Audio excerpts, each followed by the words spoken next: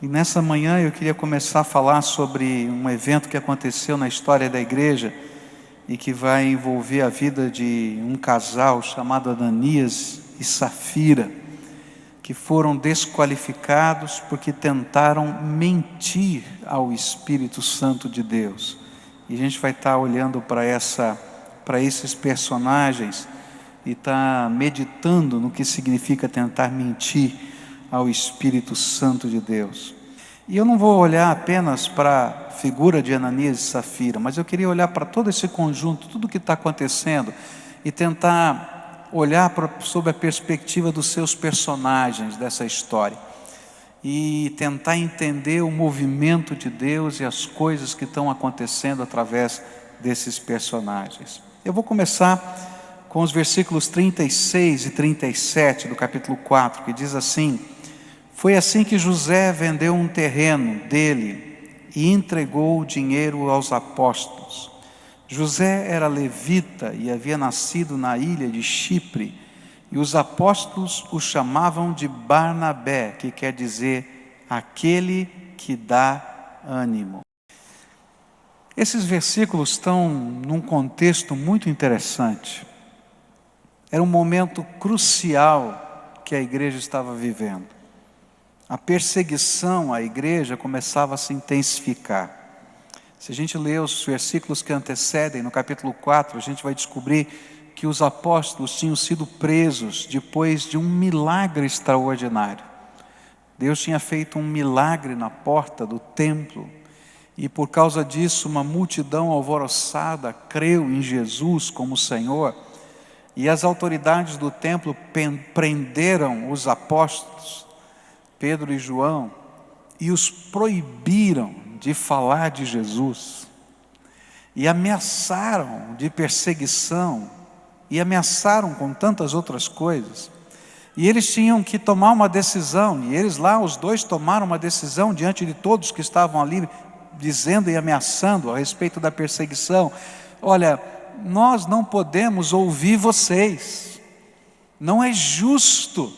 Nós precisamos ouvir a voz do Espírito de Deus, e precisamos ouvir o Deus que está fazendo milagres entre a gente. E eles saem dali e vão para a igreja, e reúnem-se com o povo de Deus, e contam o que está acontecendo, e diz: olha, tempos difíceis virão. Nós fomos ameaçados de perseguição, e nós como igreja temos que tomar uma decisão. Nós vamos avançar ou vamos recuar? Nós vamos nos acomodar, nos esconder, ou vamos ter ousadia para pregar o Evangelho? E aí então aquele povo ora, e eles pedem a Deus que o Senhor faça duas coisas: que o Senhor dê coragem para eles pregarem o Evangelho, e que enquanto eles estivessem pregando o Evangelho, Deus confirmasse a mensagem que eles estavam pregando, revelando prodígios, sinais e milagres da glória de Jesus. E é justamente nesse contexto que surge essa figura, um homem chamado José, que tem o apelido de Barnabé, um homem que tinha o dom da consolação, tinha prazer em ajudar as pessoas, e ele está no meio da igreja, e nesse mover do Espírito Santo, esse homem agora entra em cena. Deus levava Barnabé a crer que não era tempo de recuar, que nem era tempo de ceder às ameaças, que não era tempo de se preocupar com as perseguições, ou mesmo com as pressões econômicas que viriam a partir dos líderes do governo e da própria economia da cidade. E assim, cheio do Espírito Santo, José, ele entendeu que os seus bens poderiam ser utilizados para o suprimento dos servos do reino de Deus. E ele então toma uma decisão estranha, muito estranha. Ele decide vender as suas propriedades. Pega o dinheiro da venda das suas propriedades e coloca todos os recursos que ele possuía aos pés dos apóstolos, para o avanço do reino e cuidado dos seus irmãos para que eles fossem supridos. E algo surpreendente começou a acontecer por causa deste homem de Deus. O desprendimento do seu coração se transformou numa centelha de fé e dedicação que foi soprada pelo Espírito Santo e tomou a igreja como um todo.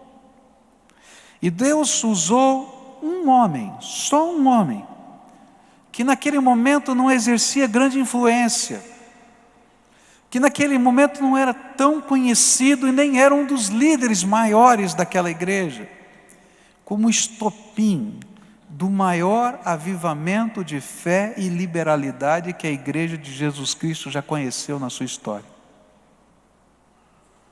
E é interessante perceber que na história da igreja, Deus geralmente trabalha assim. Ele usa pessoas. Às vezes aquelas que não são os protagonistas principais da história, para serem a centelha do mover do Espírito Santo. José era gente simples, até pelo nome, Zé. É o Zé, só isso. Mas gente simples que tinha um dom: obedecer a Deus. Obedecer a Deus. Gente simples que tinha uma fé. Sabe qual era a fé? Eu dependo do Senhor. É interessante porque ele era levita, e há uma promessa de Deus na Bíblia aos levitas. A Bíblia diz que o levita não terá possessão nessa terra, ele não teria nenhuma tribo de Israel. E a Bíblia diz o seguinte: Deus diz: eu sou a sua herança, diz o Senhor dos exércitos. E esse homem, o Zé, que tinha um apelido de Barnabé, ele cria que ele não precisava de nada, porque se ele tinha o Senhor, ele tinha tudo. Era gente simples, mas cheio do Espírito Santo. Era gente simples, que estava disposto a colocar tudo sobre o altar de Deus. É interessante que quando a gente estuda a história de Barnabé, a gente vai descobrir que Barnabé começou colocando os seus bens, mas depois ele vai colocar a sua vida como um discipulador e como um missionário para o avanço do reino. Mas tudo começou com esse dia, quando o Espírito Santo pairou sobre a vida de José e disse: José, eu preciso de você. Há uma história interessante nos evangelhos que sempre me vem à cabeça. Um dia, Jesus está se preparando para entrar na cidade de Jerusalém, naquilo que nós chamamos de entrada triunfal, ou do domingo de Ramos. E ele manda 2 dos seus discípulos irem para a cidade. E dizem assim: olha, lá na cidade você vai encontrar um burrinho. E quando vocês encontraram esse burrinho novinho, que nunca ninguém montou nele, e a ideia que a gente tem é que ele não é o mais forte, nem o mais bonito, é um burrinho novo. Vocês desamarrem o burrinho e tragam para mim. E se alguém perguntar alguma coisa, vocês vão dizer o seguinte: o mestre precisa do seu burrinho. E lá vão os 2 discípulos, entram na cidade de Jerusalém e encontram um burrinho novinho. Na minha cabeça já começa a viajar, eu fico pensando que o homem levou o burrinho pela primeira vez na cidade para mostrar o burrinho novo, porque o burrinho naquele tempo era que nem carro, né? Então você está com o seu carro 0 quilômetro, e você levou o seu carro a primeira vez para todo mundo, seus amigos verem o carro novo, e levou o burrinho novo. Não teve nem coragem de montar nele, porque era novinho. E de repente chegam 2 homens lá que ele nunca viu, desamarra o burrinho e começa a levar embora. Ô moço, o que está fazendo com o meu burrinho? Para com isso, o burrinho é meu. Está pensando que o quê? E aí ele escuta a seguinte frase: o mestre precisa do seu burrinho. E alguma coisa aconteceu. E aquele homem não estava mais preocupado com o burrinho novo, não estava preocupado com mais nada a não ser servir a Jesus. Queridos, o avivamento que começou naquela igreja, começou por um homem simples chamado José, a quem o Espírito Santo falou de uma maneira muito interessante. A Bíblia nem diz como. Não acredito que tenha sido um raio, um trovão, uma visão, nenhum anjo que apareceu.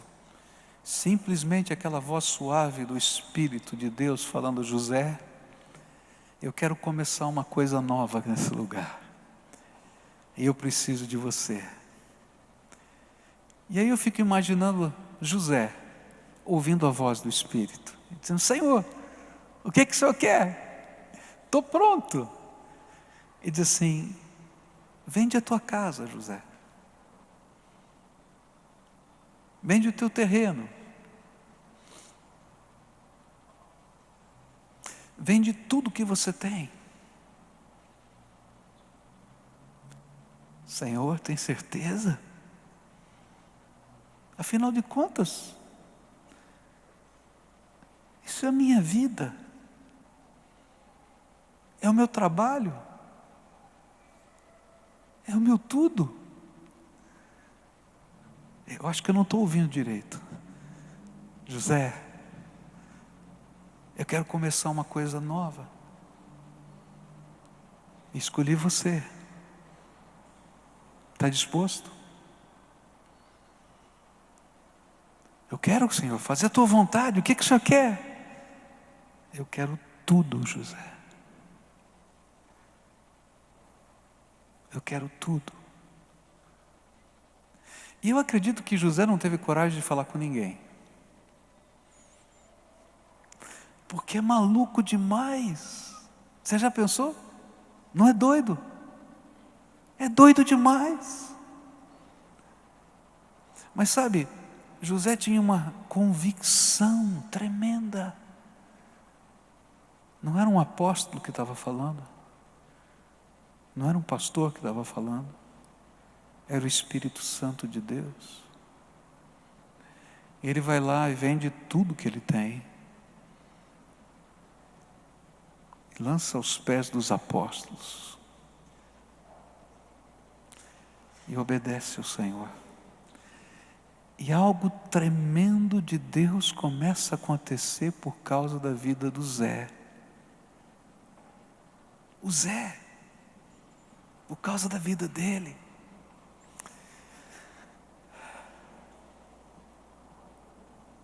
Barnabé colocou primeiro os seus bens. Mas o que ele estava aprendendo com Deus é que ou a gente coloca tudo no altar de Deus, ou a gente nunca coloca nada.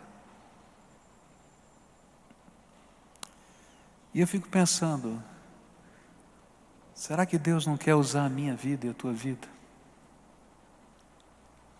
E quantas vezes o Espírito Santo de Deus passa sobre nós e fala conosco, dizendo: eu quero usar a tua vida. E a gente ouve a voz do Espírito, mas quando chega a hora de colocar tudo nos pés do Senhor Jesus, parece que dá um frio no estômago. E a gente diz assim: Senhor, eu estou disposto a colocar alguma coisa, mas tudo, aqui está a minha segurança, aqui está a minha vida, aqui está a minha história, aqui está o meu trabalho, aqui estão os meus sonhos. Mas o que a Bíblia está dizendo é que se a gente não aprender a colocar tudo aos pés de Jesus, esse mover de Deus não completa a sua obra na nossa vida. Se a lição do Zé fosse aprendida pela igreja do Senhor Jesus na terra, o avanço da obra missionária já teria alcançado o mundo todo. Se a lição do Zé fosse aprendida por nós nos tornaríamos a centelha que Deus quer usar para incendiar este mundo. Mas para a gente ser a centelha que Deus pode usar para a gente incendiar o mundo, a gente tem que aprender a lição do Zé. E a lição do Zé é simples. A minha vida não me pertence. Os meus bens não são meus. Os meus sonhos não são nada. Eu preciso da graça do Todo-Poderoso sobre a minha vida. E eu preciso me colocar inteiro sobre o altar de Deus.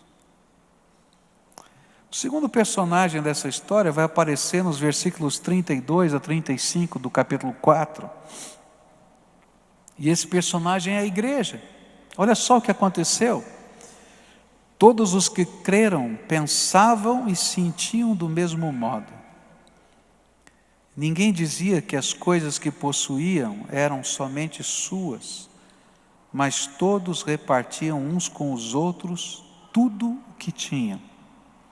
E com grande poder os apóstolos davam testemunho da ressurreição do Senhor Jesus, e Deus derramava muitas bênçãos sobre todos.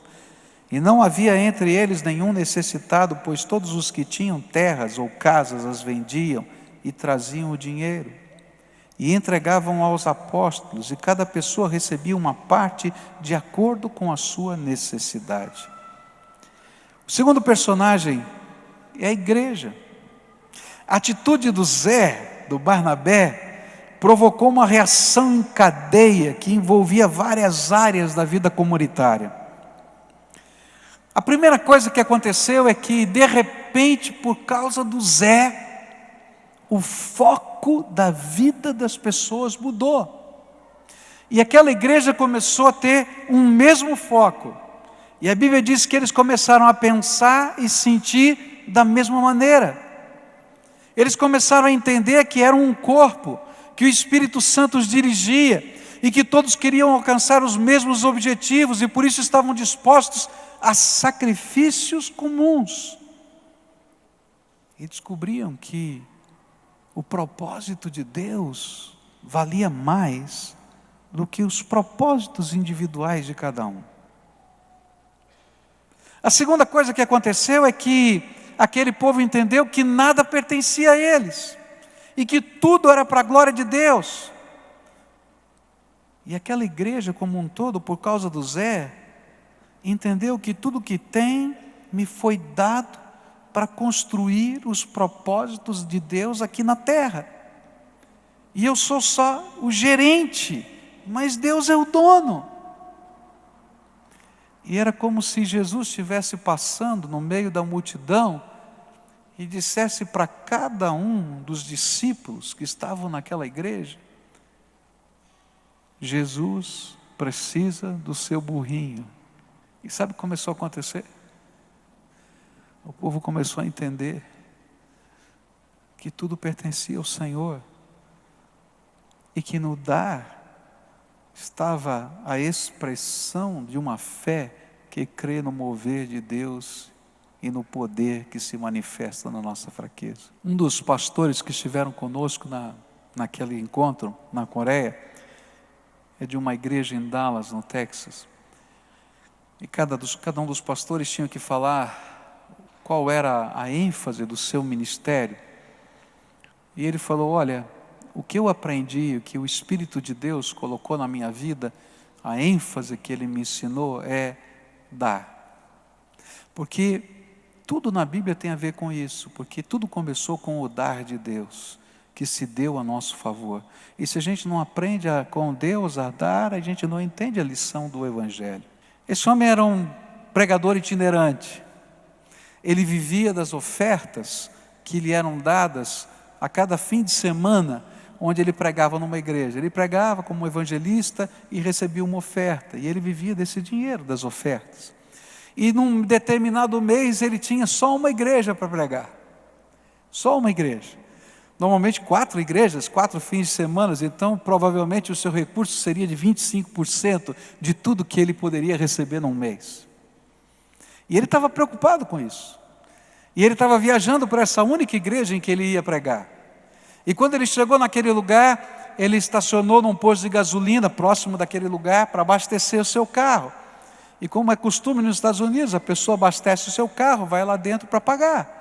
E quando ele chegou lá dentro para pagar, a pessoa disse: o senhor pode ficar tranquilo, já está pago. Como já está pago? Não, Deus me mandou te dar essa gasolina. Não, como assim Deus me mandou te dar a gasolina? Que negócio é esse? O senhor não é um evangelista? Ele falou: eu sou. Então Deus me falou que o senhor é um evangelista e que o senhor precisava dessa gasolina. Pode ir que está pago. E ele entrou no carro, então foi embora, conversando com a sua mulher, disse: que coisa maluca que aconteceu.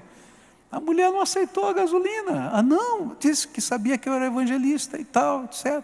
Aí ficou olhando no carro se tinha algum decalque de evangelista, alguma coisa assim, e foi embora. Chegou naquela igreja, pregou, Deus fez coisas tremendas. Chegou no final de tudo, aquela igreja então lhe deu uma oferta. E o pastor disse assim para ele: sabe, aconteceu uma coisa estranha, o nosso conselho se reuniu e nós fomos tão abençoados que nós decidimos dar uma oferta que não é usual para nós. E deu uma oferta que seria o equivalente às 4 semanas de pregação dele. E ele disse: Deus me deu o suprimento todo, aleluia, como Deus é bom. Mas quando ele estava saindo, o Senhor falou para ele: pega o cheque inteirinho e dá para aquele homem ali. Ele é um missionário, ele precisa mais do que você. E ele falou: Senhor, é o salário do mês inteiro. O que eu vou fazer com isso? Eu não vou ter nada, não tenho nada. Ele disse: não sou eu que sustento você. Confie em mim. Relutou, orou de novo, relutou, mas ele tinha uma convicção tão grande. Pegou o cheque, endossou o cheque, falou: olha, Deus me mandou dar isso aqui para você, e foi embora. E foram para um lugar para comer depois do culto, num restaurante, e chegaram lá naquela pizzaria para comer, e um homem se aproximou dele e disse assim: quanto você deu hoje?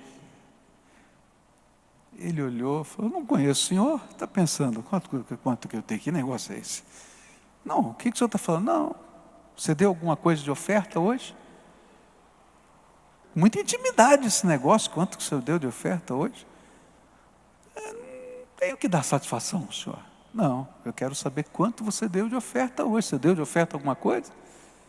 E aí ele falou assim: você deu o cheque inteiro, não deu?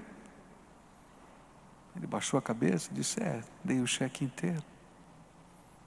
Pegou um talão de cheques, escreveu 10 vezes o valor do cheque que tinha sido dado. Entregou para ele. Deus me mandou dar 10 vezes o que você tinha dado. E ele vai contando essa história e vai dizendo assim: naquele dia, Deus começou a me ensinar uma coisa tremenda. Ele começou a me ensinar que Ele é dono de todas as coisas, e que eu posso confiar na sua graça para todas as coisas da minha vida. O que aconteceu naquela igreja foi que um homem chamado José, que não era o mais importante daquela comunidade, teve a coragem de confiar em Deus para tudo na sua vida. E o que aconteceu em seguida foi que uma comunidade, vendo a coragem e a fé de um homem simples, tomou coragem e, movido pelo Espírito Santo, começou a confiar em Deus para todas as coisas. E eles começaram a destronar o Deus desse século. E na medida em que eles começaram a vender as suas propriedades e trazer aos pés dos apóstolos, eu tenho certeza que muita gente ficou condenando aquela igreja, porque não consegue entender o mover do Espírito de Deus, porque não consegue entender como Deus pode trabalhar em tantas áreas diferentes da nossa vida, porque não consegue compreender a voz do Espírito no nosso coração, porque não consegue entender o que é avivamento. Mas o bonito dessa história é que essa igreja cheia do Espírito vai ensinar o mundo a andar com Jesus, depender de Jesus. E se o Evangelho chegou a mim e a você aqui hoje, é porque um dia houve um José. E se o Evangelho chegou até aqui hoje, é porque houve um monte de outros nomes que não aparecem na Bíblia, de gente comprometida com Deus, que estava disposta a colocar tudo, tudo, tudo sobre o altar de Deus. E que começou a aprender a fazer uma oração estranha, que às vezes a gente não tem coragem de fazer. Porque é uma oração que Deus vai responder ao nosso coração, e que não depende de pessoas do lado de fora, só depende da voz do Espírito no coração da gente e mais nada. É quando a gente diz assim: Senhor, o que é que eu tenho comigo que o Senhor precisa? E de repente o Senhor vai chegar para alguns e vai dizer: eu preciso do teu burrinho. E de repente o Espírito Santo de Deus vai dizer: sabe o que eu preciso? É que você largue tudo para me servir na obra do ministério, porque eu te ungi como profeta às nações. E sabe que às vezes o Espírito Santo vai dizer: você é capaz de confiar em mim? Ou você está confiando naquelas coisas que você entesourou no teu coração ao longo da vida toda? Eu queria desafiar você hoje a fazer essa oração. Senhor Jesus, o que é que o Senhor tem comigo e que o Senhor precisa? O que é que o Senhor tem comigo? O que é que o Senhor tem comigo? E alguns gostariam que Deus falasse: olha, pega o teu dinheiro. Porque para eles, Deus talvez esteja dizendo: pega a tua vida inteira, porque eu vou te usar em outro lugar. E você adoraria que Ele dissesse: pega o seu dinheiro. Pergunta para Deus: o que é que Ele tem com você? O que é que você tem?